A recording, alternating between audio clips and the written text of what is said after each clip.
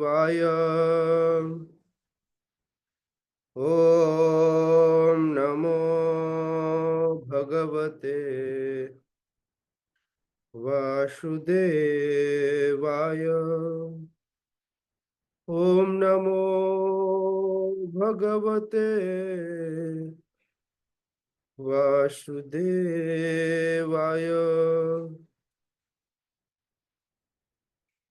नारायणं नमस्कृत्य नरं चैव नरोत्तमं देवीं सरस्वतीं व्यासं ततो जयमुदीरये। नष्टप्रायेषु अभद्रेषु नित्यं भागवत सेवया भगवती उत्तम श्लोके भक्तिर्भवति नैष्टिकी। कृष्णाय वासुदेवाय देवकी नंदनाय च नंदगोपकुमाराय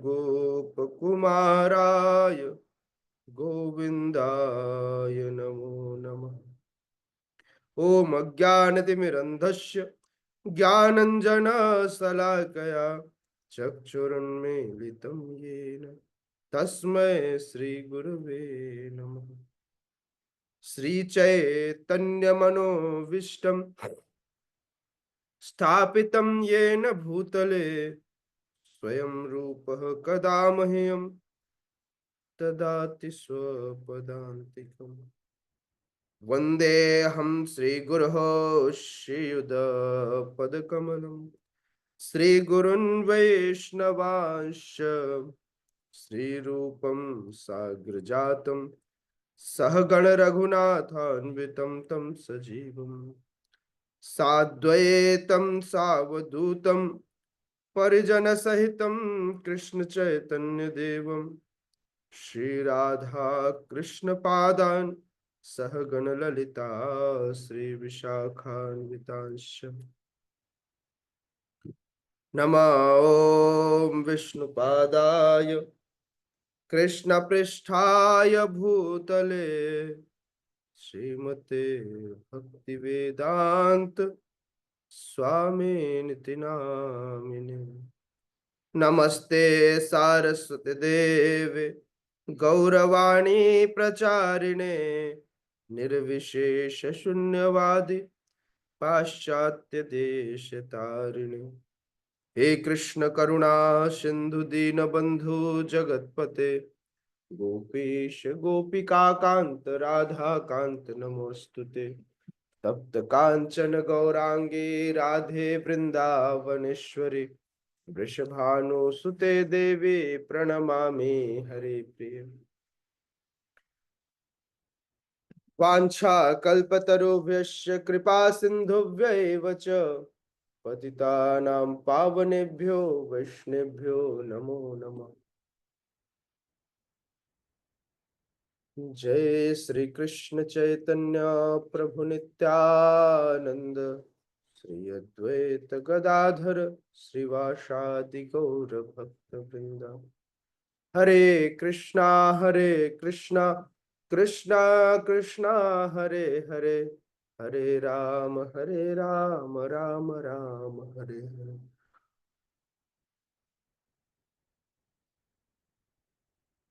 श्रीमद् भगवद गीता यथारूप की जय। उपस्थित गौर भक्त वृंद की जय। स्वागत है आप सभी का श्रीमद् भगवद गीता के सुबह के सत्र में। हम सभी अध्ययन कर रहे हैं भगवत वाणी भगवद गीता अध्याय 8 के अंतिम श्लोक पर आज चर्चा करनी है। श्लोक क्रमांक 27 तक का हमने चर्चा की थी। आज हम श्लोक क्रमांक 28 पर चर्चा करेंगे। वेदेषु यज्ञेषु तपःसु चैव दानेषु यत् पुण्यफलं प्रदिष्टम् अत्येति तत्सर्वमिदं विदित्वा योगी परं स्थानमुपैति चाद्यम् वेदेषु यज्ञेषु तपःसु चैव दानेषु यत् पुण्यफलं प्रदिष्टम् अत्येति तत्सर्वमिदं विदित्वा योगी परं स्थानमुपैति चाद्यम् वेदेषु यज्ञेषु तपःसु चैव दानेषु यत् पुण्यफलं प्रदिष्टम् अत्येति तत्सर्वमिदं विदित्वा योगी परं स्थानमुपैति चाद्यम्। पढ़ेंगे? यस, हिनावता जी पढ़िए। हरे कृष्ण प्रभु जी, दंडवत प्रणाम। वेदेषु यज्ञेषु तपःसु चैव दानेषु यत् पुण्यफलं प्रदिष्टम् अत्येति तत्सर्वमिदं विदित्वा योगी परं स्थानुपैति चाद्यम्। हरे कृष्ण प्रभु जी। यस सूरज प्रभु पढ़िए। हरे कृष्ण प्रभु जी, दंडवत प्रणाम। वेदेषु यज्ञेषु तपःसु चैव दानेषु यत् पुण्यफलं प्रदिष्टम् अत्येति तत्सर्वमिदं विदित्वा योगी परं स्थानमुपैति चाद्यम्। हरे Krishna. Who will be next? विशाल प्रभु। हरे कृष्ण प्रभु जी, धन्य प्रणाम। प्रणाम। वेदेषु यज्ञेषु तपसु चैव दानेषु युत पुण्यफलं प्रतिष्ठम् अति अति येदि तत्सर्वमिदं विदित्वा योगी परं स्थानमुपैति चाख्यम्। हरे कृष्ण प्रभु जी, दंडवत प्रणाम। सभी भक्तों को दंडवत प्रणाम। वेदेषु यज्ञेषु तपःसु चैव दानेषु यत् पुण्यफलं प्रदिष्टम् अत्येति तत्सर्वम् इदं विदित्वा योगी परं स्थानम् उपेति चाद्यम्। हरि बोल। और कोई? आशिता मैया आज बिजी है। यस, कबीर प्रभु आ गए। कबीर प्रभु 28वां श्लोक पढ़िए 8वें अध्याय का।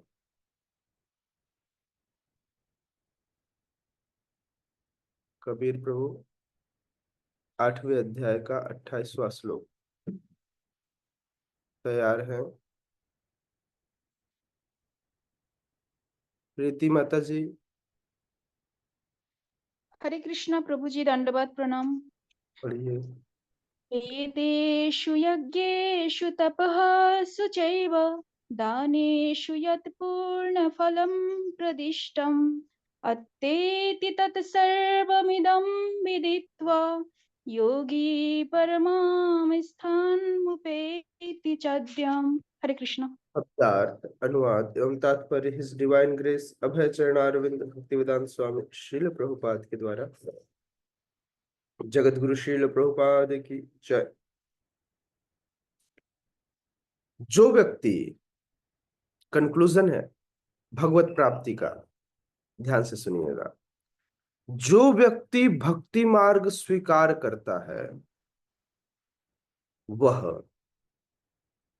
वह वेदाध्ययन, वेदेशु, तपस्या, दान, यज्ञेशु, यज्ञेशु तपःसु चैव, है ना। तपस्या, दान, दार्शनिक तथा सकाम कर्म, दानेषु यत् पुण्यम फलम, इन सभी चीजों से, दार्शनिक सकाम कर्म से प्राप्त होने वाले फलों से वंचित नहीं होता। तो एक विशेष तथ्य सामने आया कि यदि कोई, कई बार ऐसा होता है प्रभु जी, अगर हम तप करते तो सिद्धि प्राप्त कर सकते थे, भक्ति में क्या मिलेगा? तो भक्ति में आपकी जो इच्छा होगी वो सब कुछ मिलेगा। भगवान स्वयं कह रहे हैं कि जो व्यक्ति भक्ति मार्ग स्वीकार करते हैं उसे वेदाध्ययन का फल भी मिलता है, उसे तपस्या का फल भी मिलता है, उसे दान का फल भी मिलता है, उसे दार्शनिक व सकाम कर्म का फल भी मिलता है। वह इन सारे तथ्यों से मिलने वाले, इन सारे कर्मों से मिलने वाले फलों से वह कभी भी वंचित नहीं होता। इसके लिए आप श्रीमद् भागवतम के किसी भी भक्त का एग्जाम्पल उठाकर देख सकते हो। ध्रुव, प्रहलाद, पृथु महाराज, किसी भी, महाराज बलि, महाराज अम्बरीश, चाहे नारद मुनि हो, आप किसी का भी देखोगे जीवन जब उठा करके तो आपको समझ में आएगा कि भक्ति मार्ग स्वीकार करने वाला व्यक्ति, भक्ति मार्ग स्वीकार करने वाला व्यक्ति कभी भी किसी भी प्रकार की इच्छा करे और उसकी पूरी न हो, यह पॉसिबल नहीं है। यह तो छोड़ दीजिए कि उसकी क्या इच्छा है, यदि उससे जुड़े हुए लोगों की भी इच्छा हो तो वह भी पूरी हो जाती है। कल मैं बता रहा था ना कि तुकाराम महाराज 2 बार यहां से जाने के बाद 2 बार वापस लौट कर आए। अपनी बेटी की शादी में भी आए और अपने एक शिष्य को ले जाने भी आए। उसी तरह से सुदामा की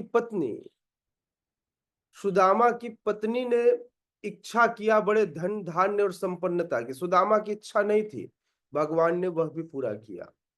3 मुट्ठी चावल में ही तीनों लोग दे दिया। समझ में आ रहा है?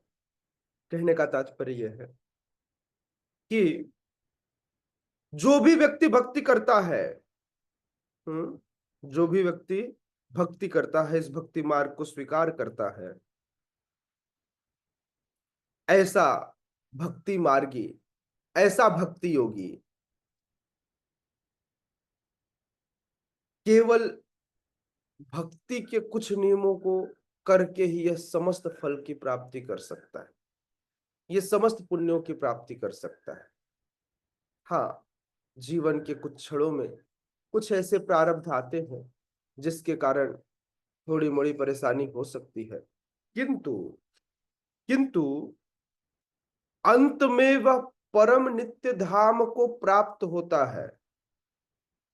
सभी फल भी मिलते हैं और अंततः ध्रुव महाराज ने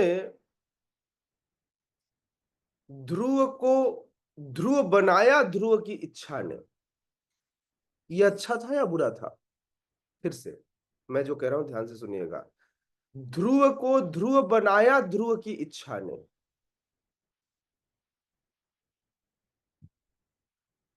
ये अच्छा था या बुरा था? कौन बताएगा?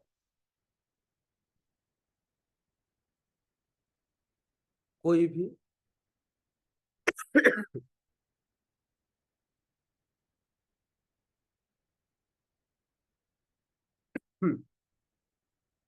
चलिए मैं बताता हूं, ये अच्छा नहीं था।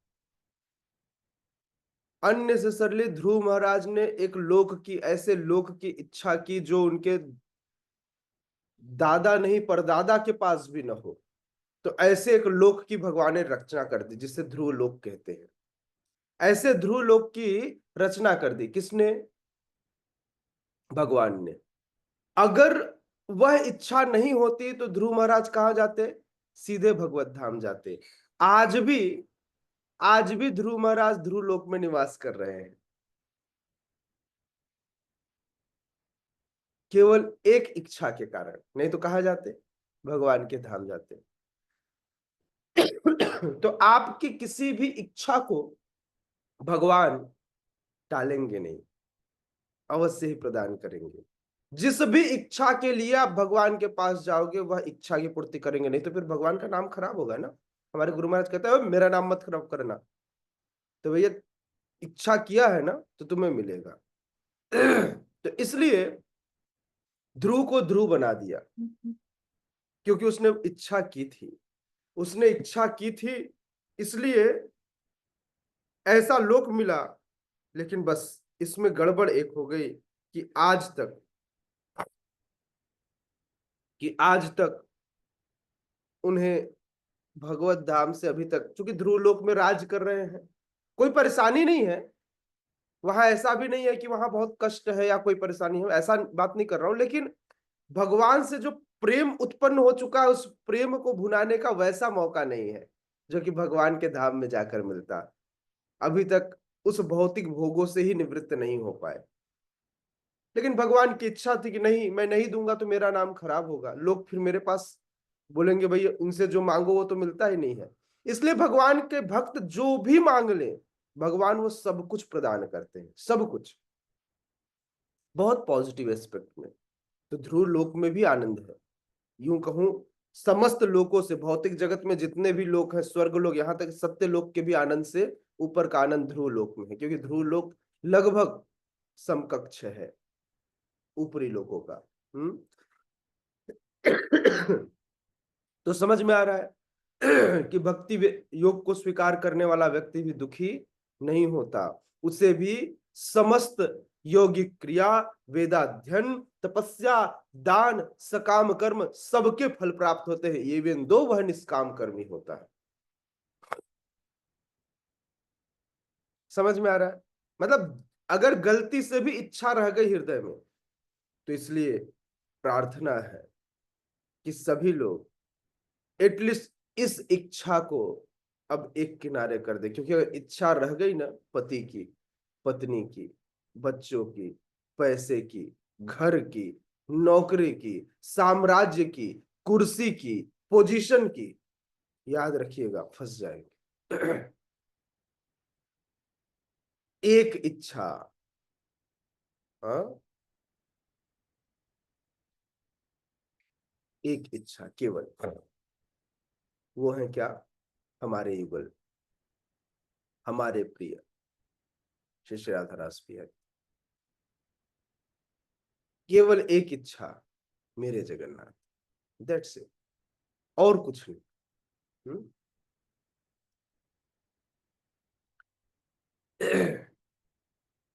कोई बताएगा क्या आध्यात्मिक जगत में जगन्नाथपुरी है क्या? किसको पता है आध्यात्मिक जगत में क्या जगन्नाथपुरी एग्जिस्ट करता है? नहीं करता प्रभु जी। नहीं करता। यस सुरेश प्रभु क्या कह रहे हैं? प्रभु जी शायद वहाँ सारे धाम होते हैं जो ओरिजिनल असली रूप में है। और कोई?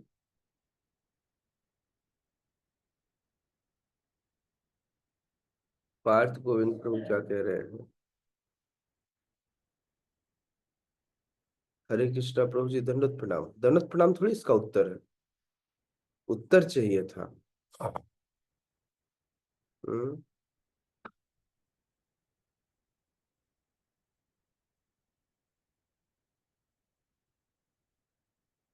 बैकुंठ में है, ओके ठीक है, रिसर्च कर। यस आशिता में यहाँ।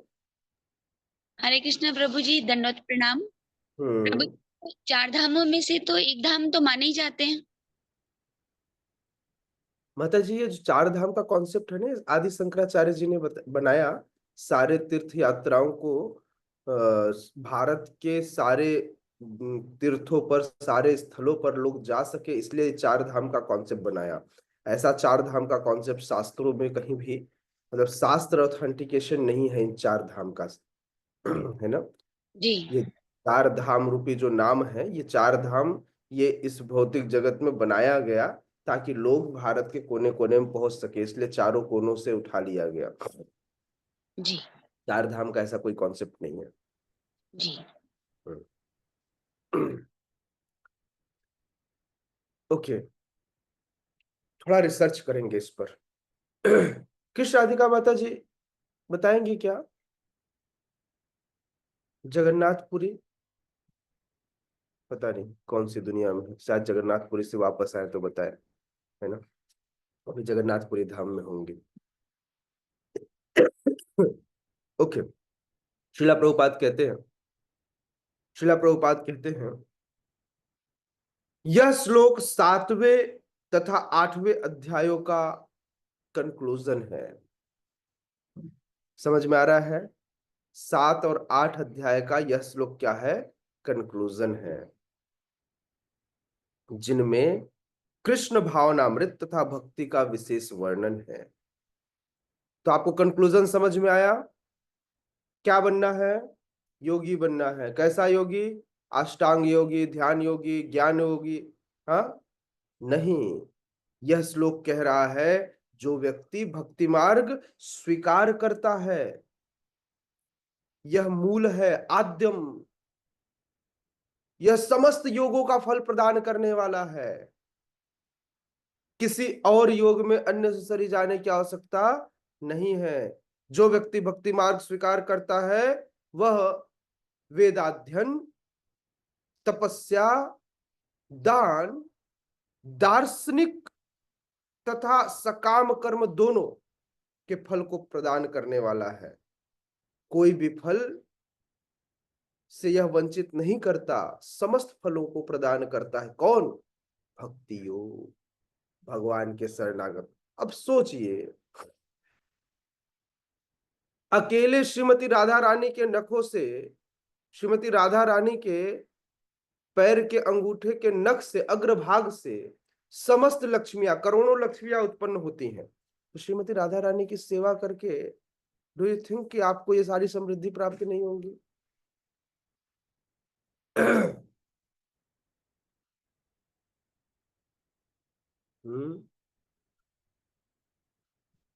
और जो राधा के नाथ हैं, जो हमारे माधव हैं, ये सदैव अपने भक्तों के अधीन रहने वाले हैं।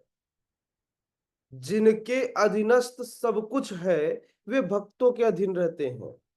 तो आप सोचिए, यदि आपका इतना अप्रोच हो तो आप कैसे किसी चीज से वंचित रह सकते हैं?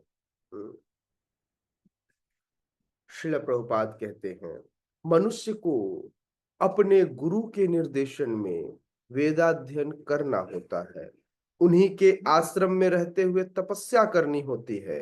ब्रह्मचारी को गुरु के घर में एक दास की भांति रहना पड़ता है और द्वार द्वार पर भिक्षा मांगकर गुरु के पास लाना होता है। उसे गुरु के आदेश पर ही भोजन करना होता है, और यदि किसी दिन गुरु शिष्य को भोजन करने के लिए बुलाना भूल जाए तो शिष्य को उपवास करना होता है। ब्रह्मचर्य पालन के लिए कुछ वैदिक नियम है। लोगों को लगता है ब्रह्मचारी का मतलब कुछ और। शिला प्रभुपाद यहाँ बता रहे हैं ब्रह्मचारी का मतलब गुरु के अधीन रहकर कार्य करने वाला व्यक्ति। That's it. ये ब्रह्मचर्य व्रत के नियम है। अपने गुरु के आश्रम में जब छात्र 5 से 20 वर्ष तक वेदों का अध्ययन कर लेता है तो वह परम चरित्रवान बन जाता है। तो इसलिए इस पठन पाठन का समय, इस ज्ञान लेने का समय क्या जीवन के 5 वर्ष से लेकर 20 वर्ष तक का यह मूल समय है, जिस मूल समय में व्यक्ति ज्ञान ग्रहण करता है। क्योंकि उसके बाद तो उसका दिमाग, समझ रहे हो, उसके बाद मिट्टी पक जाती है। अब उसे तोड़ने का, मोड़ने का प्रयास करोगे तो घड़ा टूटने के बाद किसी काम का होगा? घड़े की उस मिट्टी का क्या उपयोग करोगे? क्योंकि वह तो पक चुका, अब सिर्फ टूटेगा, अब फिर से गुथा नहीं जाएगा। Right Kabir pro? फिर से गुथा नहीं जाएगा। श्रीला प्रभुपाद कहते हैं कि जब व्यक्ति इन 15 सालों तक अपने गुरु के शरणागत रहकर अध्ययन करता है तो परम चरित्रवान बन जाता है। वेदों का अध्ययन मनोधर्मियों के लिए, मनोरंजन के लिए नहीं, अपितु चरित्र निर्माण के लिए है। लोग आज इस वेदों के आधार पे अपने अपने मनोधर्म को लोगों के सामने प्रस्तुत करते हैं। तो वेदों का अध्ययन केवल अध्ययन करके बड़ी बड़ी किताबें लिखने के लिए नहीं है, इसे अपने जीवन में उतारने के लिए है। क्या कह रहे हैं? यह वेदों का अध्ययन मनोधर्मियों के लिए मनोरंजन का कारण नहीं है। बोले आज महाभारत सुना, मजा आ गया, हाँ, ये मजा लेने के लिए नहीं है। यह क्या है? यह जीवन में उतारने के लिए है। यह आपको चरित्रवान बनाता है, आपके चरित्र का निर्माण करता है। इस प्रशिक्षण के बाद ब्रह्मचारी को गृहस्थ जीवन में प्रवेश करके विवाह करने की अनुमति दी जाती है। जब व्यक्ति इस तरह से समस्त नियमों को जानने वाला हो जाता है, जब इस तरह से वह नियमों को जान करके अपने आप को शुद्ध कर लेता है, तब वह गृहस्थ आश्रम में जाने का अधिकारी है। इसका मतलब जिन व्यक्तियों ने वेदाध्ययन नहीं किया, अपने चरित्र का निर्माण नहीं किया, ऐसे व्यक्ति को क्या, ऐसे व्यक्ति को गृहस्थ आश्रम में जाने की भी अनुमति नहीं है। गृहस्थ आश्रम में कौन जा सकता है? जो इनिशियली शुरू के 20 वर्षों तक ब्रह्मचर्य व्रत का अपने गुरु के निर्देशन में पालन करता है, वह जाकर गृहस्थ आश्रम में प्रवेश कर सकता है। अन्यथा वह गृहस्थ आश्रम में प्रवेश नहीं कर सकता, या करेगा भी तो बहुत गंदा गृहस्थ बनेगा। उसके जीवन में कामुक होने के अलावा कोई दूसरी स्थिति नहीं बचेगी। वह केवल और केवल स्त्री या स्त्री पुरुष का संग चाहेगी, और संग कैसा? जो उसकी कामिक इच्छाओं को पूरा करे, जो वेदों के विधि विधानों का पालन करे। ऐसा जीवन, ऐसा सफल गृहस्थ जीवन नहीं हो पाएगा। इसलिए वह गृहस्थ बन ही नहीं पाएगा, वह गृहमेधी बन जाएगा। क्योंकि गृहस्थ धर्म का मूल मतलब है कि वह अपने संगी का संग करके एक दूसरे को सहायता देवे भगवत धाम तक जाने में। यदि व्यक्ति ब्रह्मचर्य व्रत का पालन नहीं करता और इस प्रकार से वह गृहस्थ जीवन को नहीं निभाता, तो फिर क्या करेगा? वह केवल और केवल अपने कामिक इच्छाओं की पूर्ति करेगा। तो इसलिए व्यक्ति को ध्यान रखना चाहिए कि सबसे पहले ब्रह्मचर्य व्रत का अपने आप को तैयार करना चाहिए। ब्रह्मचर्य व्रत का पालन करते हुए तब जाकर वो एक अच्छा गृहस्थ बन पाएगा। नहीं तो गृहस्थी में केवल पूरा जीवन कुत्ते और बिल्ली की तरह बिताने में बिता देगा। कुत्ते और बिल्ली की तरह जीवन हो जाएगा, जो खाएगा, सोएगा, अपने आप की रक्षा के लिए कुछ पैसा कमाएगा, और रात को आकर केवल और केवल अपने शारीरिक भूख की पूर्ति करेगा। जिससे देखते हैं ना, एक कुतिया के पीछे कितने सारे पिल्ले घूमते रहते हैं एक साथ, बस वैसे ही बच्चे पैदा करेगा, अपनी वंश वृद्धि करेगा। और अगर जिम्मेदारियों से भागना चाहेगा तो कलयुग है, जबरदस्ती अबॉर्शन करा देगा। मतलब पहले एक गड़बड़ और अब महागड़बड़। जय माता जी की जय। हाँ, शिला प्रभुपाद कहते हैं इस प्रशिक्षण के बाद ब्रह्मचारी को गृहस्थ जीवन में प्रवेश करके विवाह करने की अनुमति दी जाती है। गृहस्थ के रूप में उसे अनेक यज्ञ करने होते हैं जिससे वह आगे उन्नति कर सके। तो एक गृहस्थ को समस्त संस्कारों से होकर गुजरना होता है।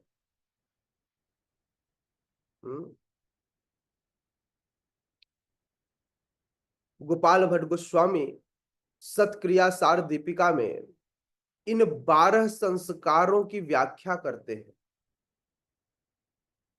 हर गृहस्थ को यज्ञ करने की आदेश दी गई है, उसे यज्ञ करना ही चाहिए आत्मशुद्धि के लिए। इसलिए गोपाल भट्ट गोस्वामी ने सत्क्रियासार दीपिका में इन संस्कारों का बड़ा बृहद वर्णन किया।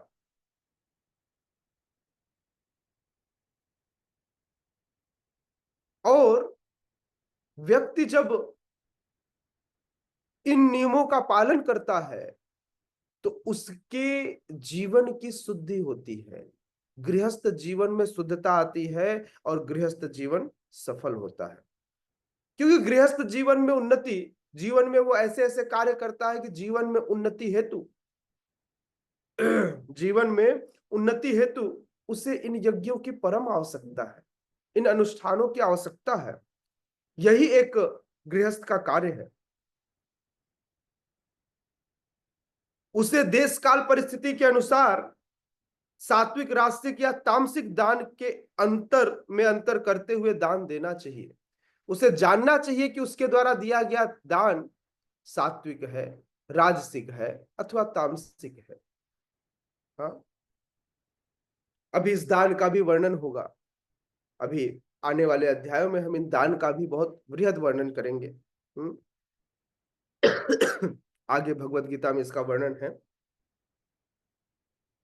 गृहस्थ जीवन के बाद एक समय के बाद अवश्य ही व्यक्ति को वानप्रस्थ आश्रम स्वीकार करना चाहिए, यह भी जरूरी है। हाँ? जैसे जंगल चले जाना चाहिए, वृक्ष की छाल पहननी चाहिए। नहीं आई माता जी? ठीक, रुक गई नहीं माता जी? छींक आ गई होती तो पूर्ति हो गई होती मेरी बात की। तुम छींक नहीं आई मतलब इन्होंने मेरी बात काट दी। ठीक है भाई, कलयुग है, जंगल मत जाइएगा, छाल नहीं पहन सकते आप, है ना? तो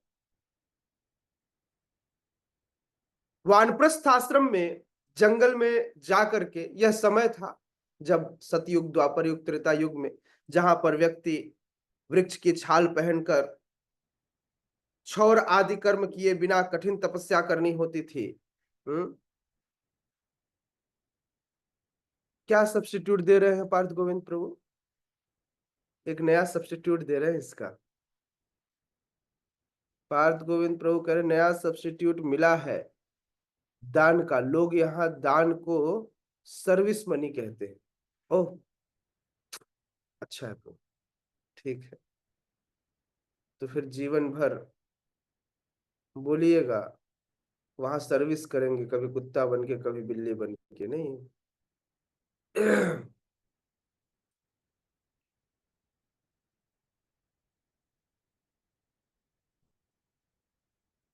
कई बार व्यक्ति अपने घर में ही कुत्ता बिल्ली बनकर पैदा होता है, जहां अपने बच्चों से खूब ठुकता है, उसके बच्चे ही कुत्ता बिल्ली सर्प समझ के बोले बिल्ली ने दूध जूठा कर दिया। हो सकता है बिल्ली वहां पर कोई चूहा जा रहा हो उसे खाने गई हो, लेकिन फिर भी बिल्ली पिटाई खा जाती है। कई बार कुत्ता इसलिए भौंकता है क्योंकि चोर आया हो, कई बार उसको पत्थर इसलिए मार दिए जाते हैं कि अरे रात को सोने नहीं दे रहा, इस कुत्ते को पता नहीं क्या हो गया। कई बार सर्प अनाज की रक्षा करता है, लेकिन हमें लगता है ये हमें काटने आया, इसलिए सर्प को ही मारकर उद्धार कर देते हैं उसका। नहीं, तो ऐसा हमारा जीवन है। श्रील प्रभुपाद कहते हैं इस प्रकार मनुष्य ब्रह्मचर्य, गृहस्थ, वानप्रस्थ तथा अंत में संन्यास आश्रम का पालन करते हुए जीवन की सिद्धावस्था को प्राप्त होता है। तब इनमें से कुछ स्वर्गलोक को जाते हैं। जब व्यक्ति नियमों का पालन करता है तो कुछ स्वर्गलोक जाते हैं, और यदि अधिक उन्नति करते हैं तो वे उच्च लोकों को या निर्विशेष ब्रह्म ज्योति को या वैकुंठ लोक को या फिर कृष्ण लोक को जाते हैं। कृष्ण लोक को भी जाते हैं। ठीक है, वैदिक ग्रंथों में इस मार्ग की रूपरेखा प्राप्त होती है। किंतु अब देखिए, जो व्यक्ति इन समस्त नियमों का पालन करता है, ब्रह्मचर्य, गृहस्थ, वानप्रस्थ और संन्यास, अब इनमें एक विशेष व्यक्ति है। जो व्यक्ति इस कृष्ण भावनामृत का, जो भक्ति करता है, जो कृष्ण भावनामृत का पालन करता है, उनकी विशेषता यह है कि वह केवल एक झटके में, न तो वह खूब ब्रह्मचर्य के नियम का पालन करता। मान लीजिए मेरी उम्र 25 वर्ष हो गई, यहाँ ब्रह्मचर्य व्रत का पालन करने का नियम ही 5 वर्ष से 20 वर्ष तक का दिया हुआ है। अब मैं क्या करूं, अब तो मैं ब्रह्मचारी रहा नहीं, सारा समय बीत गया, तब मेरे को लगा अच्छा ब्रह्मचर्य व्रत का पालन करना था क्या, मेरी उम्र ही 23 साल हो गई, अब क्या करूं। तो श्रीला प्रभुपाद लिख रहे हैं कि ऐसा व्यक्ति, जो कृष्ण भावनामृत की विशेषता यह है कि मनुष्य एक झटके में भक्ति करने मात्र से जीवन के विभिन्न आश्रमों के अनुष्ठानों को पार कर जाता है, इन सारे चारों आश्रमों से ऊपर उठ जाता है। ये तो मजबूरी है लाल कपड़ा पहनना, इसका कोई मतलब नहीं है।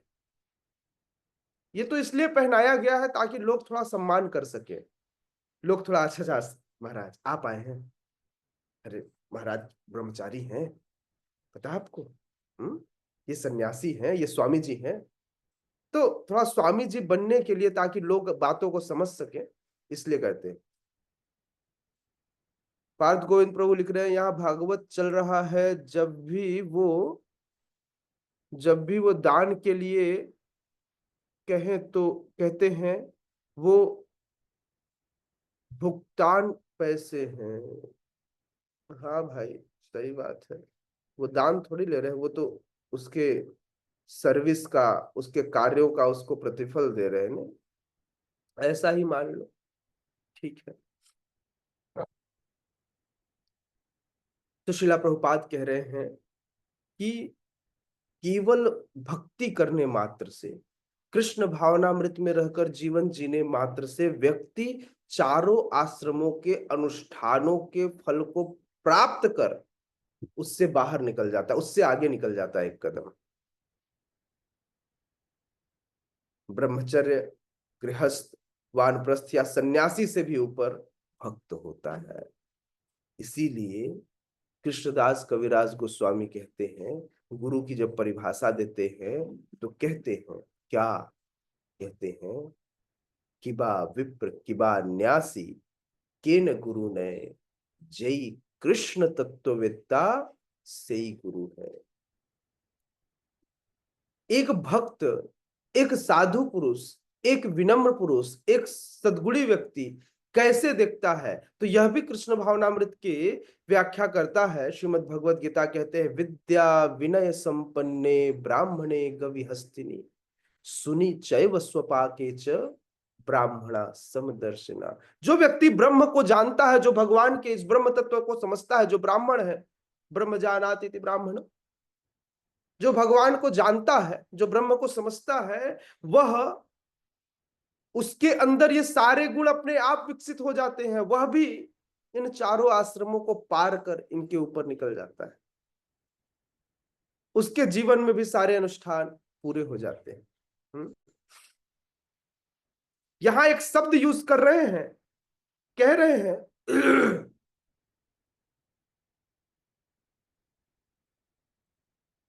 कहते हैं अत्यंति तत्सर्वम इदम विदित्वा। व्हाट इट मीन्स, इदम मतलब यह, विदित्वा मतलब जानकर। यदि कोई व्यक्ति यह जान लेता है, यह जानकर, यह जानकर, अब व्यक्ति को सारी चीजों को छोड़ देना चाहिए, अब तो समझना चाहिए। भगवान ने इतने क्लियर शब्दों में कह दिया।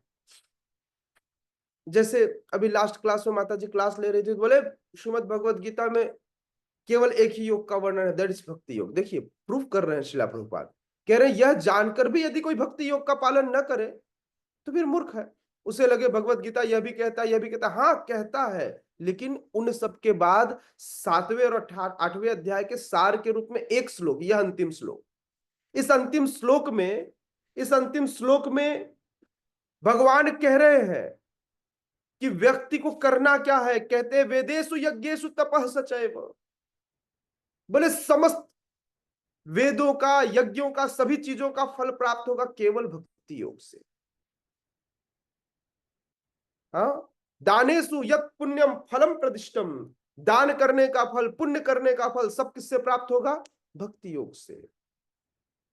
यदि कोई व्यक्ति अत्येति तत्सर्वम इदम विदित्वा, यह जानकर भी, यह जानकर भक्ति संपन्न करने मात्र से व्यक्ति जीवन के अंत में भगवान के परम धाम को प्राप्त होता है। समझ रहे हैं आप? श्रील प्रभुपाद कहते हैं कि व्यक्ति को विद्वता या मनोधर्म से इस दोनों अध्यायों को समझने का प्रयास नहीं करना चाहिए, नहीं तो फंस जाएगा वे। उसे लगेगा कि ओह अच्छा, भगवान ये कह रहे हैं कि मुझे ध्यान योग करना चाहिए, मुझे अष्टांग योग करना चाहिए। अगर कहीं उसने अपने मनोधर्म से इसको समझने का प्रयास किया या अपनी विद्वानता दिखाने का प्रयास की तो फंस जाएगा। उसे तो भक्तों की संगति में इसे श्रवण करना चाहिए, ताकि वह इस अध्याय के अंत में 7वें और 8वें अध्याय के अंत में इस श्लोक के सार को समझ सके, नहीं तो फंस जाएगा। इसलिए व्यक्ति फंस जाता है। बड़े बड़े लोगों ने भी भगवत गीता पढ़ी, बोले हमको सब पता है, हमने खूब भगवत गीता पढ़ी है। क्यों? क्योंकि उन्होंने भक्तों के बीच में रहकर इस भगवत गीता का अध्ययन नहीं किया।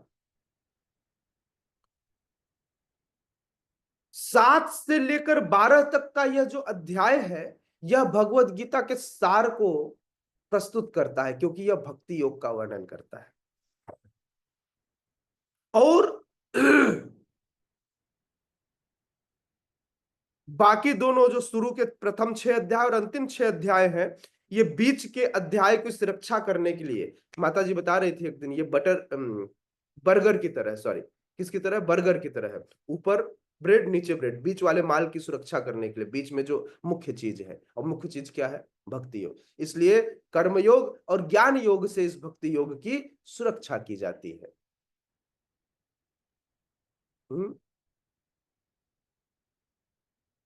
यदि कोई व्यक्ति गीता के इन 6 अध्यायों को भक्त की संगति में, फिर से यह स्टेटमेंट बहुत महत्वपूर्ण है, यदि कोई व्यक्ति भक्त की संगति में, इसे अंडरलाइन करना चाहिए, भक्त की संगति में इन 6 अध्यायों को समझ लेता है, तो उसका जीवन तपस्याओं, यज्ञों, चिंतनों को पार करके महिमा मंडित हो उठेगा। केवल यह 6 अध्याय समझनी है।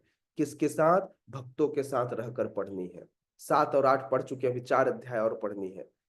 इतना पढ़ लीजिए, जीवन ऐसे ही सफल, उसका जीवन महिमा मंडित हो जाएगा। मतलब उसके जीवन का क्या होगा? इसीलिए ये देखिए, जो भगवत गीता पढ़ता है और पढ़ाता है, दोनों का सम्मान पूरे जगह में, लोक में फैल जाता है अपने आप। हो सकता है श्रीमद् भागवत कथा करके वो अपने जीवन को जी रहा हो, लेकिन भगवत गीता पढ़ाएगा तो उसके जीवन में मान सम्मान अत्यधिक बढ़ जाएगा, केवल बीच के इन 6 अध्यायों को बड़ी निष्ठा से पढ़ाए तो।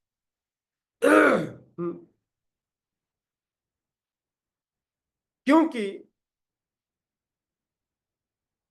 केवल कृष्ण भावनामृत का पालन करने मात्र से ही तपस्याओं, यज्ञ, दान, चिंतन सभी का फल ऐसे ही प्राप्त हो जाता है। अलग से कुछ और करने की आवश्यकता नहीं पड़ती। श्रील प्रभुपाद कहते हैं, जिसे भगवत गीता में तनिक भी श्रद्धा नहीं है, उसे किसी भक्त से भगवत गीता समझनी चाहिए, क्योंकि श्रद्धा, स्वीकृति मिलेगी कहां से? भक्त जब प्रेम पूर्वक, जैसे एक रेस्टोरेंट का जो कुक है, उसे जब खूब सारे कस्टमर आ जाए तो उसे टेंशन हो जाता है, उसे लगता है आ गया मेरा सर का बोझा। वो हृदय से, वो तो उसकी जिम्मेदारी है, वह उसके पैसे लेता है इसलिए बनाकर खिलाता है। कोई प्रेम नहीं होता, कोई खिलाने की भावना नहीं होती।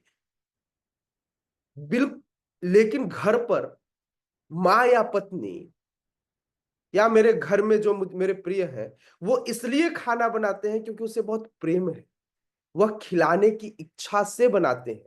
उन्हें बहुत इच्छा होती है कि मैं अपने बच्चे के लिए, मैं अपने पति के लिए, मैं अपने प्रिय के लिए यह खाना बनाऊं, बड़ी इच्छा से बनाता है। बिल्कुल उसी तरह से यदि भगवत गीता वह पढ़ाएगा जिसे मतलब शाब्दिक अर्थ बताएगा, तो वह भगवत गीता को क्या समझाएगा?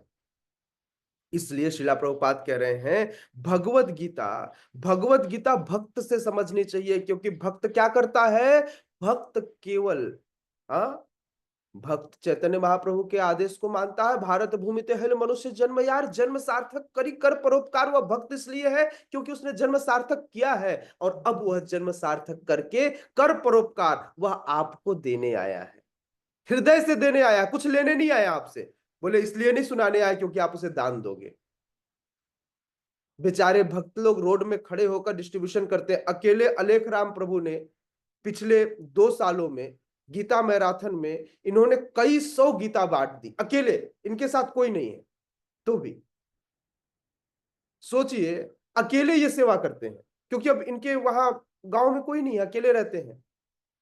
हाँ, और वहां पर ये अकेले भगवत गीता बांटते हैं। घर घर में जाकर खड़े होकर चाचा को, ताऊ को, मामा को, जो भी गांव वाले काका हो, सबको बता के क्यों देने जा रहे हैं? क्योंकि ये भक्त है। और भक्त के सानिध्य में यदि कोई नास्तिक व्यक्ति भी हो, जिसकी तनिक भी श्रद्धा न हो भगवत गीता में, केवल इनके प्रयास से भगवान उनको स्वीकृति प्रदान करते हैं, और एक समय के बाद उसका कठोर हृदय भी कोमल हो जाता है, और उसके हृदय में यह भक्ति पेनिट्रेट होने लगती, घुसने लगती। शिला प्रभुपाद कहते हैं कि केवल भक्तगण ही गीता को समझ सकते हैं, नहीं तो लोग गीता को पैसा कमाने का उपाय, सफलता का माध्यम, अनेक चीजें बताएंगे। कैसे डिप्रेशन से बाहर आए, बिल्कुल इन सब की दवा है गीता। लेकिन गीता मूल किस चीज की दवा है? गीता दवा है मूलतः भव रोग को खत्म कर भगवान से प्रेम उत्पन्न करने की दवा है। वैसे तो सब कुछ मिल जाता है, है ना? भगवत गीता को पढ़ने मात्र से आपके समस्त प्रकार के जीवन में कष्ट, मन की व्यथा, सब कुछ समाप्त हो जाती है। आपके प्रश्नों का उत्तर, आपके जीवन में आए व्यवधानों का उत्तर, सब कुछ मिल जाता है। लेकिन गीता इसलिए नहीं है। गीता मूलतः किस लिए है? गीता मूलतः भगवान के साथ अपने मूल संबंध को जानकर स्थापित करने का माध्यम है, उस प्रेम को पाने का माध्यम है ना? अलेख राम प्रभु लिख रहे हैं, आप सब भक्तों की कृपा से ही कर पाता हूं प्रभु जी। निश्चित रूप से इतने सारे भक्त हैं, आपको इतने सारे भक्तों की कृपा मिलती है। हाँ, मैं यह बात भी मानता हूं कि हर भक्त अपने कार्यों का, अपने द्वारा किए गए कर्मों का, अपने द्वारा किए गए अच्छे कार्यों का श्रेय नहीं लेना चाहता। वह सदैव इसका श्रेय वैष्णवों को, गुरु गौरांग को ही देता है। निश्चित रूप से आप सही हैं प्रभु, आप बिल्कुल कह रहे हैं, होना भी ऐसा ही चाहिए। शिला प्रभुपाद कहते हैं केवल भक्तगण ही इस भगवत गीता के अभिप्राय को समझ सकते हैं। अन्य व्यक्ति इस भगवत गीता के अभिप्राय को नहीं समझ सकते। इसलिए मनुष्य को चाहिए कि भगवत गीता को वह भक्त से समझे, किसी मनोधर्मी से नहीं। महात्मा गांधी के द्वारा लिखे गए भगवत गीता को मत पढ़िए, उससे समझने का प्रयास मत कीजिए। वो डिवोटी नहीं थे। केवल भक्त ही भगवत गीता के मूल रहस्य को, सार को समझा सकता है। यह श्रद्धा का सूचक है। जब भक्त की खोज की जाती है और अंततः भक्त की संगति प्राप्त होती है, उसी क्षण भगवत गीता का वास्तविक अध्ययन का तथा उसका ज्ञान प्रारंभ हो जाता है। साउथ इंडिया में एक भक्त हुए जिनको उनके गुरु ने आदेश दिया कि तुम्हें रोज श्रीमद् भगवत गीता का अध्ययन करना है। देखिए भक्त की संगति का असर देखिए। वह अनपढ़ था, उसे गुरु का आदेश प्राप्त हो गया। गुरु उसके शुद्ध भक्त, उसे रोज भगवत गीता पढ़नी थी।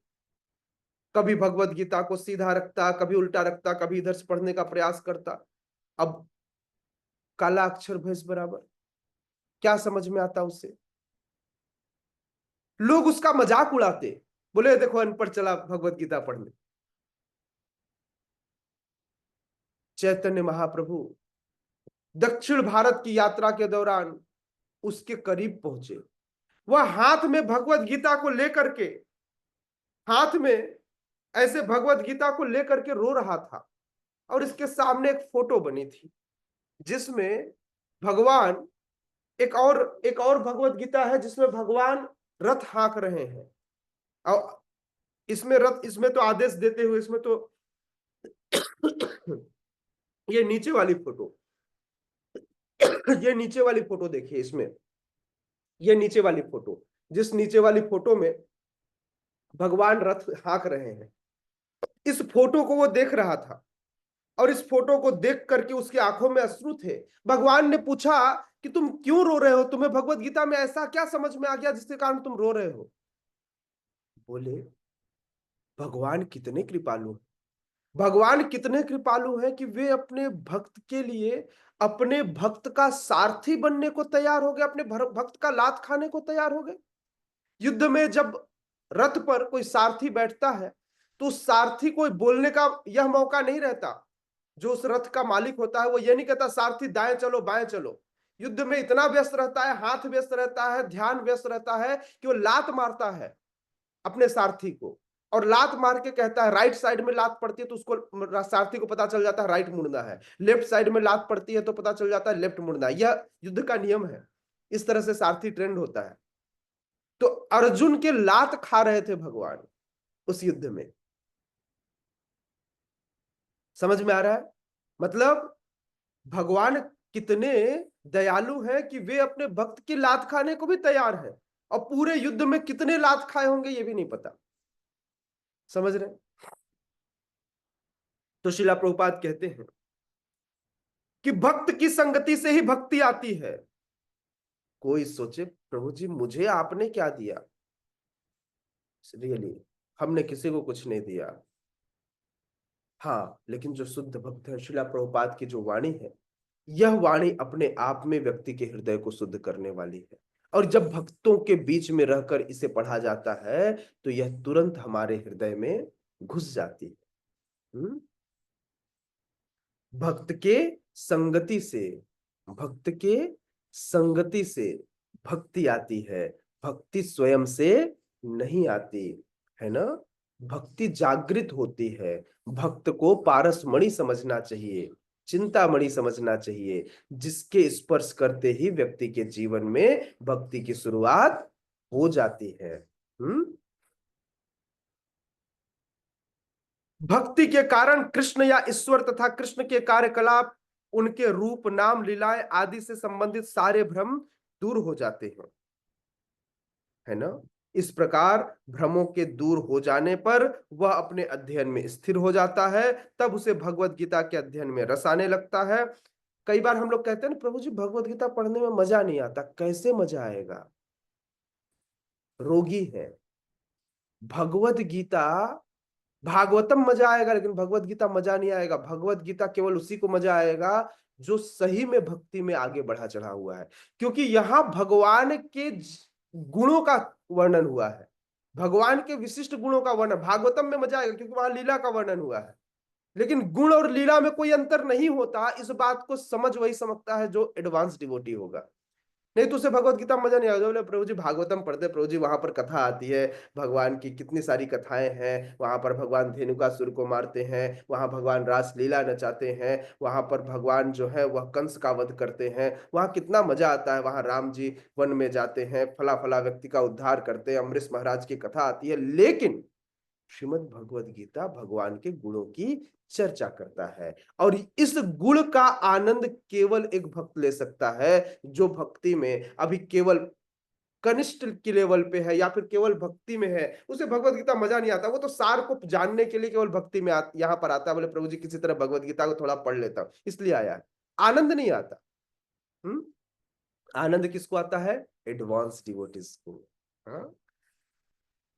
आगे बढ़ने पर वो कृष्ण के प्रेम में पूर्णतया अनुरक्त हो जाता है। यह जीवन की सर्वोच्च सिद्ध अवस्था है जिससे भक्त कृष्ण के धाम गोलोक वृंदावन को प्राप्त होता है, जहां वह नित्य सुखी रहता है। केवल भगवत गीता पढ़कर समझने मात्र से वह गोलोक वृंदावन धाम को प्राप्त करता है।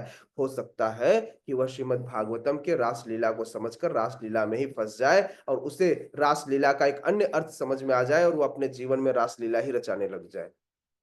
लेकिन भगवत गीता वह शुद्ध ज्ञान है जिस ज्ञान से व्यक्ति भगवत धाम को प्राप्त बड़ी आसानी से कर सकता है। जगत गुरु श्रील प्रभुपाद की जय। श्रीमद् भगवत गीता यथारूप की जय। उपस्थित गौर भक्त वृंद की जय। निताय निताय गौर प्रेमानंदे। हरि हरि बोल। Thank you so much. Any question? माता जी प्लीज बताइए।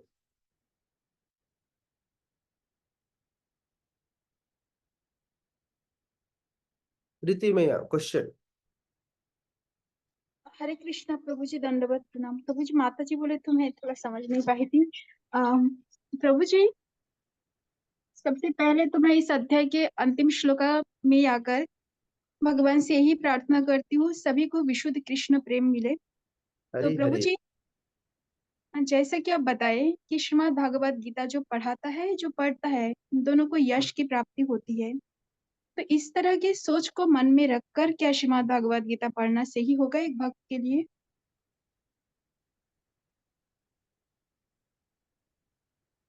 भक्तों के संग में सोच को रखकर सही तो नहीं होगा, लेकिन यश की ऑटोमेटिकली प्राप्ति होगी। लेकिन अगर भगवत गीता यह सोच रखकर भी पढ़ रहा है तो एक समय के बाद उसके हृदय की शुद्धि हो जाएगी और यह सोच खत्म हो जाएगी, है ना। बहुत सुंदर, अगर बहुत सुंदर प्रभु जी। इस सोच को लेकर के भी आता है, इसलिए भगवान कहते हैं मेरे शरण में कौन आता है? आर्त, अर्थार्थी, जिज्ञासु, ज्ञानी। ये चार प्रकार के लोग हैं। तो ये अर्थार्थी की परिभाषा हो गई। सम्मान को पाने की इच्छा है। सम्मान भी एक अर्थ है। सम्मान भी एक क्या है? अर्थ है। लेकिन जब व्यक्ति यहाँ आता है और उसको पाने की इच्छा से यहाँ पर आता है, लेकिन जब यहाँ आता है तो वह शुद्ध हो जाता है, ध्रुव महाराज जी की। जी प्रभु जी, प्लीज कंटिन्यू कीजिए। नहीं, हो गया मेरा। प्रभु जी, तो देखिए, ये इतने क्या बोलना चाहिए, शुद्धता लाते हैं मन में श्रीमद् भागवत गीता। तो हमारे आसपास तो बहुत से लोग होते हैं जो अभी तक नहीं पढ़ते हैं, एक बार के लिए खोले भी नहीं है, तो किस प्रकार उनको प्रेरित किया जा सकता है पढ़ने हेतु? सॉरी मैया, मैं क्या कह रही हैं फिर से कहिए मैया। मैं बोल रही हूँ प्रभु जी, श्रीमद् भागवत गीता हमारे अंदर शुद्धता लाती है, तो किस हाँ। प्रकार हम आसपास के जो लोग होते हैं हमारे, जो अभी तक खोले भी नहीं है एक बार, तो उनको किस प्रकार प्रेरित कर सकते हैं पढ़ने हेतु? अपने आचरण से। अपने आचरण से हम उनको प्रेरणा दे सकते हैं। उन्हें बारंबार, हमारी बेटी है मनस्वी, वो जब खैरागढ़ में निकलती है कॉलेज के लिए और वापस आती, जिस रास्ते से वो आती और जाती है, आज उस रास्ते के लगभग सभी लोग, एक छोटे बच्चे से लेकर एक दुकान वाले बूढ़े चाचा तक, उसको कहते हैं हरे कृष्णा मनस्वी बिटिया, हरे कृष्णा माता जी, हरे कृष्णा दीदी। तो ये जो हरे कृष्णा कहने की जो उसने हैबिट डाली है ना, ये उनको मूल स्वीकृति देती है। हाँ, मैं कुछ दिनों पहले, बड़े लेट लेट से उससे बात होती है, तो कुछ दिनों पहले अचानक उसका फोन आया। वो कॉलेज से किसी निकली, कोई किसी चर्चा से, तो जैसे ही वो बाहर निकली तो रोड पर छोटे छोटे बच्चे आ गए, दीदी हरे कृष्णा, दीदी हरे कृष्णा, दीदी हरे कृष्णा। मैंने बोला बेटा ये कौन है? बोले प्रभु जी ये सारे इसी कॉलोनी के बच्चे हैं, ये लोग यहाँ खेल रहे थे, मुझे देखते हैं तो पहले मैं इनको हरे कृष्णा बोलती थी, अब ये लोग मुझे हरे कृष्णा बोलते हैं। अंतर हो गया ना, पहले मैं हरे कृष्णा बोलती थी, अब ये लोग मुझे हरे कृष्णा बोलते हैं। यह अंतर है ना। तो हम सबको उनके लिए प्रार्थना करनी चाहिए, और हो सकता है एक समय के बाद वो आपसे कहें प्रीति माता जी आप बैठिए, हमें कुछ बताइए। जिस दिन वह ये जिज्ञासा करे उस दिन आप सब कुछ खोल दीजिए। पहले स्वीकृति दीजिए, स्वीकृति अपने संग का, स्वीकृति अपने आचरण का, स्वीकृति भगवान से प्रे करके। जब आप यह संग देंगे तो धीरे धीरे धीरे धीरे वह एक समय होगा जो आपसे जिज्ञासा करेंगे।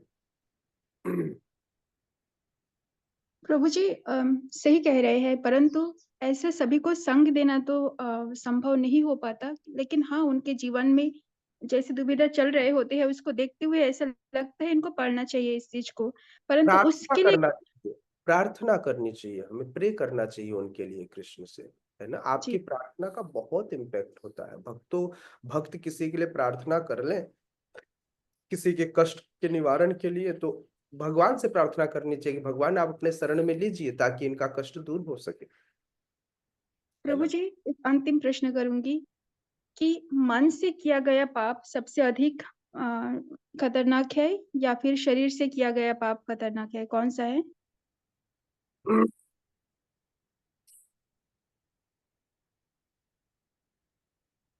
क्या उत्तर आप चाहते हैं इसका?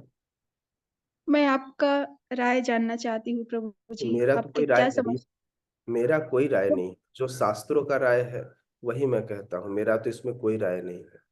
प्रभु जी वही बताइए, क्योंकि आप उस वेद आसन पर बैठे हुए हैं जो कि गुरु परंपरा ने आपको प्रदान किए हैं, तो उस स्थिति में रहकर आप क्या बताते हैं इस बारे में, वो मैं कि सुनना चाहती हूँ। पाप तो पाप होता है, दोनों ही जगह से किया गया पाप खतरनाक है, किंतु कलयुग में मन से किए गए पाप का हमें कोई फल प्राप्त नहीं होता। कलयुग में केवल शरीर से किए गए पाप का ही हमें फल मिलता है। सतयुग में मन से किए गए पाप का भी वही फल मिलता है जो कि अपन प्रत्यक्ष रूप से, शारीरिक रूप से पाप करते हैं। यह युगों का अंतर है, ठीक है। यदि व्यक्ति, अब उल्टा होता है, कलयुग में व्यक्ति बाहरी तौर से लोगों से ऐसा दिखाता है कि प्रभु जी आप बड़े अच्छे हैं, प्रभु जी मैं आपके लिए भगवान से प्रार्थना करता हूँ, अंदर से गाली दे रहा होता है, हाँ मैंने देखा है आपके जीवन में क्या क्या हो रहा है, भगवान ने अच्छा किया आपके साथ, ऐसा ही होना चाहिए। बाहर से आकर हाथ जोड़ करके वह हमारे लिए अच्छा बनने का प्रदर्शन करता है और अंदर से वह गाली देता है। तो कलयुग में यदि कोई मन से भी सही में, मतलब इच्छा से भी किसी के बारे में अच्छा सोच लेवे तो उसका भी फल प्राप्त होता है, प्रत्यक्ष रूप से न करे तो भी। सतयुग में मन से किए गए अच्छे, मतलब अगर कोई मन से भी सही में बड़ी इच्छा से ऐसे दान कर दे कि मैं एक बड़ा सा मंदिर प्रभु जी लोगों को बनाकर देना चाहता हूं, ये इच्छा हो, तो इस इच्छा मात्र से उसे मंदिर बनवाने का फल प्राप्त हो जाएगा। सतयुग में मन से किए गए किसी भी प्रकार का दान का कोई महत्व नहीं होता, या किसी भी कार्य का कोई महत्व नहीं होता। इसलिए कलयुग में मानस पूजा की जाती है। हर एक भक्त को मानस पूजा करनी चाहिए, क्योंकि पता है कलयुग में कोई चीज शुद्ध तो है नहीं, लेकिन मन से तो व्यक्ति शुद्ध चीज भगवान को अर्पित कर सकता है, तो इसलिए मानस पूजा करनी चाहिए रोज, है ना।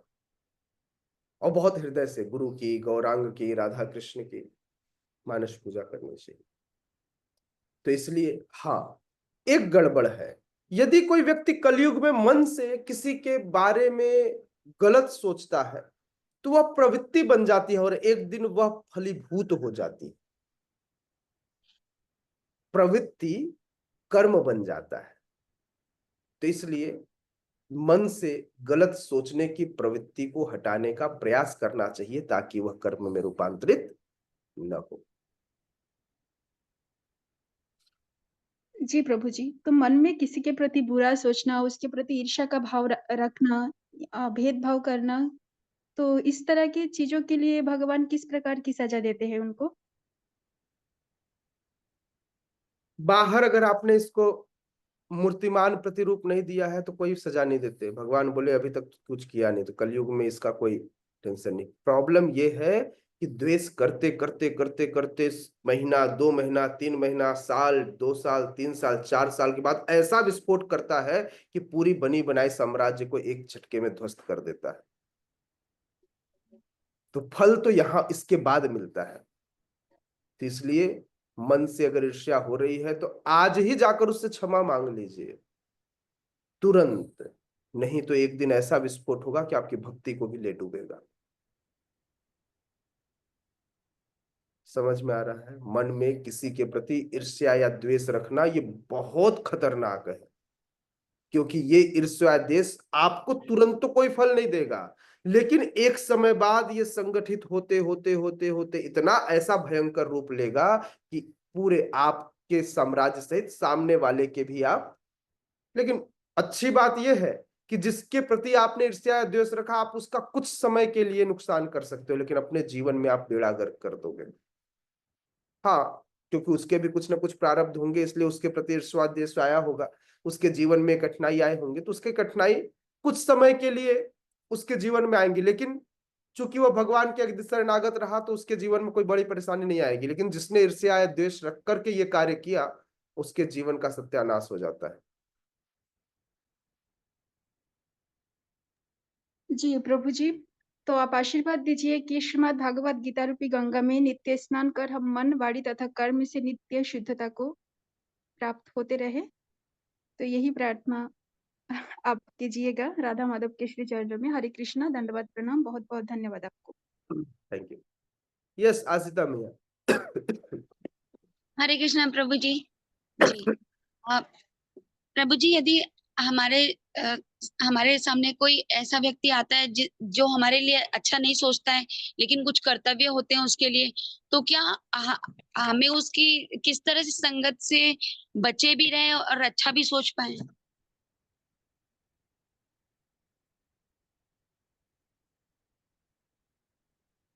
मैया, आप तो वैष्णव है, वैष्णव का काम ही अच्छा सोचना है। आप कुछ और सोच ही नहीं सकते। कोई आपको लात भी मारे तो भी आप उसके लिए भगवान से धन्यवाद करो। भृगु मुनि ने जाकर भगवान को बैकुंठ में जाकर लात मारी, भगवान उनके चरणों में बैठ गए। भृगु मुनि, आपके चरणों में दर्द हो गया होगा, मेरा वक्ष जो है वह पत्थर जैसा कठोर है और आपके चरण कमल जैसे सुकोमल है। आपने यहाँ पर लात मारी है, आपके चरणों में कितना लाइए पैर दबा दो। तो वैष्णवता निभाइए, सब कुछ ठीक होगा। जी प्रभु जी, हरे कृष्णा। क्या बोल रहे हैं पार्थ गोविंद प्रभु? आउट ऑफ टॉपिक है, पूछूं? मुझे काइंड ऑफ जेलस वाली स्मेल आया। किससे प्रभु? पार्थ गोविंद प्रभु, कहां से ये महक आ रही है?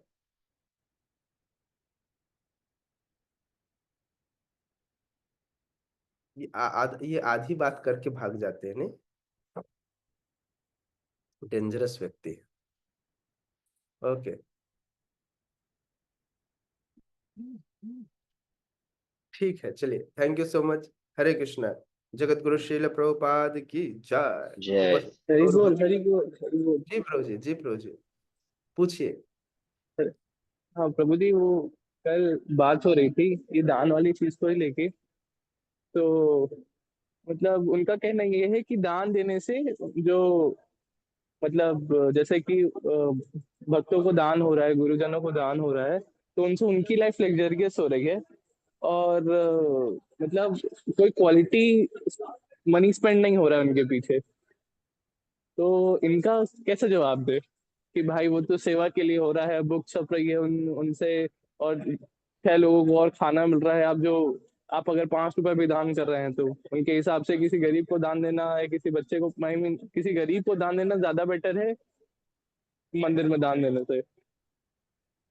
हाँ, जो कर्मास खाने का, अभी इस दान के ऊपर बहुत बृहद चर्चा होगी, कौन दान लेने का अधिकारी है और कौन नहीं है। दान, जैसे एक छोटे बच्चे को, जन्मजात बच्चे को हम तुरंत अन्नप्राशन के बाद खाना खिलाते हैं, उससे पहले खाना खिला दें तो बच्चा उसे पचा नहीं पाता है, बच्चे के पास वो क्षमता नहीं होती है। बिल्कुल उसी तरह दान हर व्यक्ति पचा नहीं पाएगा, तुरंत नरक चला जाएगा। तो इसलिए दान कौन देने का अधिकारी है, कौन लेने का अधिकारी है, इस पर एक बृहद चर्चा करेंगे। निश्चित रूप से लोगों को ये बात नहीं समझ में आती, तो समझने के लिए हृदय में श्रद्धा होनी चाहिए सामने वाले के प्रति, तो एक समय के बाद समझ में आएगी, है ना। भक्तों के संग की आवश्यकता, आप अपना संग दीजिए ताकि उनको समझ में आए। ठीक है। जगत गुरु श्रील प्रभुपाद की जय। श्रीमद् भगवद गीता यथारूप की जय। निताय निताय गौर प्रेमानंदे। हरि हरि। हरि हरि हरि बोल। थैंक यू प्रभु जी। हरे कृष्णा। धन्यवाद।